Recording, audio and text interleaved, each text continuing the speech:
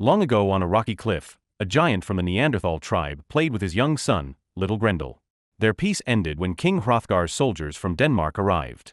They saw the Neanderthals as threats to humanity. The father hid his son behind the cliff, but the soldiers attacked without mercy. Swords, torches, and arrows struck him down, and his body fell into the abyss. Hrothgar noticed the boy hiding but walked away, convinced the child would not survive. Terrified, little Grendel approached his father's body. He cut off the head and carried it as a vow of vengeance. From that moment, their fates were bound. This is Beowulf and Grendel. Years passed, and the boy became a towering figure. The head never left his side, serving as a reminder of grief and as fuel for his rage. When sorrow overwhelmed him, he struck himself with stones, hardening his resolve. One night he entered Hrothgar's village. Moving through the darkness, he killed soldiers one by one until he reached the royal hall. The next morning Hrothgar was horrified. The hall was filled with bodies, many without heads. Far away in Geatland, Beowulf had just returned from war. Known for his strength, he often dismissed battles as if they were games. During a celebration with his men, news arrived from Denmark about the massacres caused by the troll. Beowulf rose with confidence, vowing to defeat the creature and return victorious. The next day he set sail with his men. The voyage was dangerous, pale white hands even reaching from beneath the sea to drag them down. Still, Beowulf pressed forward. Back in Denmark, Hrothgar sank into despair. Grendel did not only kill, he tortured the king's mind by striking those closest to him. Each day brought more victims, and Hrothgar's guilt grew heavier.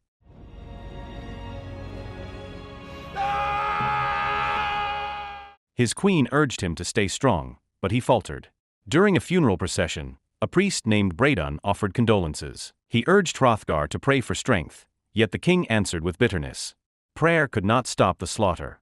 Not long after, Beowulf reached Denmark. He found a broken village and noticed a woman named Selma. Villagers warned him to stay away from her, calling her a witch. When Beowulf met Hrothgar, the king clung to him with desperate hope. That night, a feast was held in his honor. Because Hrothgar's spirit was crushed, the queen delivered the welcoming speech. Then Beowulf stood before them, full of confidence, and declared he would kill the troll that haunted their land. As night fell, he and his men took their positions, waiting in silence for the enemy to come. Outside, Grendel approached the village. He found Father Breidun praying but did not attack. Instead, he sniffed the priest and moved on, as if sensing no threat. Soon after, Grendel reached the hall. From behind the door, he smelled a human presence different from the rest. Rather than attack, he urinated at the entrance and left. Inside, the soldiers waited in confusion, finding nothing. The next morning, Breidun was questioned about how he had survived without a weapon.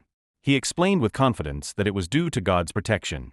His words impressed Beowulf and his warriors. Encouraged, Beowulf led his men through the hills to track Grendel.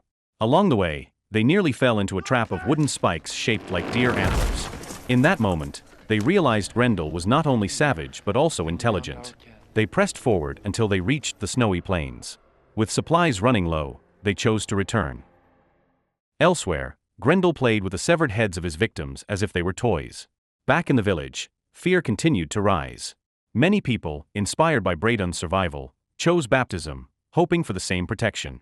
Beowulf met with Hrothgar, who remained silent as his people sought comfort through faith. Yet the king still believed prayer alone would not stop Grendel without action. Later, Beowulf visited Selma, the witch, seeking answers.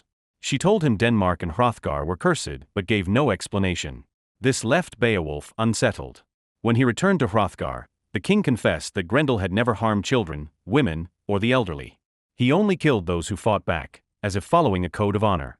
This revelation made Beowulf question the true reason behind the attacks. Hrothgar dismissed him, mocking the idea that Selma's words carried meaning. That night, noise echoed outside the hall once again. Soldiers prepared for battle, but once more nothing appeared. Grendel revealed himself briefly in the shadows before vanishing. The next day, Beowulf returned to Selma. She began a ritual of prophecy to uncover the truth, but the rite was interrupted by a strange sound. Beowulf rushed out and saw Grendel fleeing toward the mountains. Without hesitation, Beowulf mounted his horse and pursued. Grendel climbed a steep cliff and shouted in a language Beowulf did not know. Selma translated. Grendel claimed he did not wish to kill Beowulf, since he was not Danish. Beowulf, angered, declared that he was born on Danish soil. In response, Grendel hurled stones before disappearing into the heights. On the way back, Beowulf questioned Selma about Grendel's presence near her hut. She admitted she welcomed it, because his existence kept the village men from bothering her. Beowulf began to understand that Grendel's actions were driven by a past and a purpose, not blind rage. Soon after, Beowulf confronted Hrothgar again. He argued that Grendel was only waiting for the right time to strike. Hrothgar admitted as much. Weak and sickly, the king no longer had the strength to resist and finally accepted baptism from Pastor Bredon. Not long after, Beowulf saw children in the village throwing stones at a man, blaming him for bringing bad luck and attracting Grendel. Beowulf stepped in to protect him, and in gratitude the man revealed the hidden cave where Grendel lived, a secret he had long kept in fear. Beowulf and his warriors set out for the hill that concealed the cave. One soldier tried to descend but nearly fell, as the cliff was too steep. They concluded no one could live there and decided to leave. Before departing, one soldier urinated on the cliff, angering the man who had guided them. On their way back, Beowulf noticed a child hiding inside another cave. None of the others saw it. At that moment, a pale white hand rose from the water and dragged down the same soldier who had insulted the cliff. His comrades pulled him back in time, saving his life. That night, while the soldiers relaxed, Beowulf remained troubled by the vision of the child. Each time he closed his eyes, he saw the same image, a child holding a sword. Sleep escaped him. By morning, news spread that the man who had shown them Grendel's cave was found dead. Shocked, Beowulf and his men prepared to return. This time, they managed to enter the cave. Inside, human bones covered the ground, many still wearing armor. Grendel was absent, but one soldier, driven by recklessness, smashed the skull of Grendel's father. The act felt like a curse. Not long after, Beowulf confronted Selma. He believed she was connected to Grendel and demanded her help. She refused. Enraged, Beowulf dragged her up the hill, tied her, and threatened her with a knife, hoping to lure Grendel out. The troll never appeared. Frustrated, Beowulf released her and left, accusing her of aiding the enemy. Meanwhile, Grendel returned to his cave and discovered his father's skull destroyed. Rage consumed him. He struck the ground and swore vengeance. That night, as the village slept, Grendel attacked. He killed the outer guard with a spear and stormed into the hall. Beowulf and his men fought fiercely, but Grendel's strength overwhelmed them. He targeted only the soldier who had smashed the skull and killed him swiftly. As Grendel tried to escape, Beowulf leapt from behind, but the troll threw him off with ease. Climbing to the hall's ceiling, Grendel became caught in a chain trap. Soldiers tried to strike, but he seized a spear. To break free, he used the weapon to sever his own arm.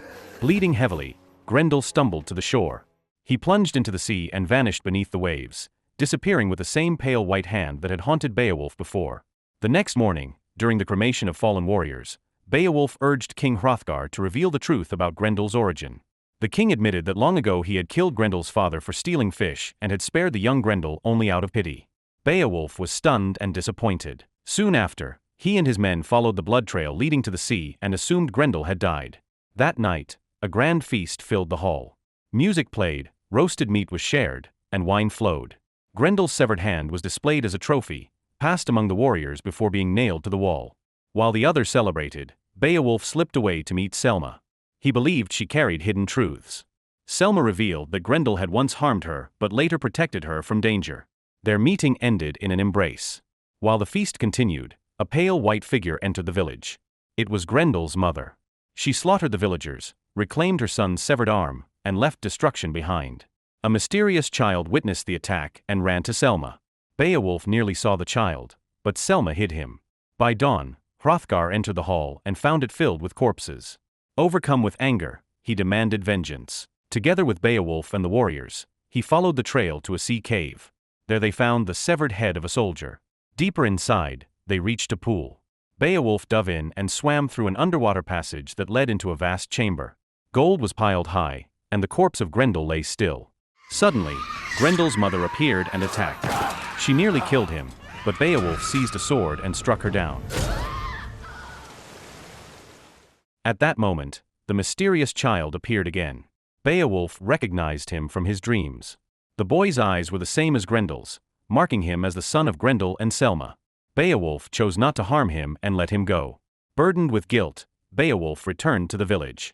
Morning filled the air. Before departing for home, he met Selma once more and asked her to leave with him. She refused, reminding him that he had killed Grendel and left her child an orphan. In silence, Beowulf built a stone marker by the shore as a tribute to an enemy he never fully understood. From a distance, Selma and the boy watched him set sail. Beowulf left Denmark not with triumph, but with the weight of guilt that would follow him forever. The film ends. So the moral of the story is, don't smash someone's dad's skull or you'll end up fighting trolls, moms, and mystery kids.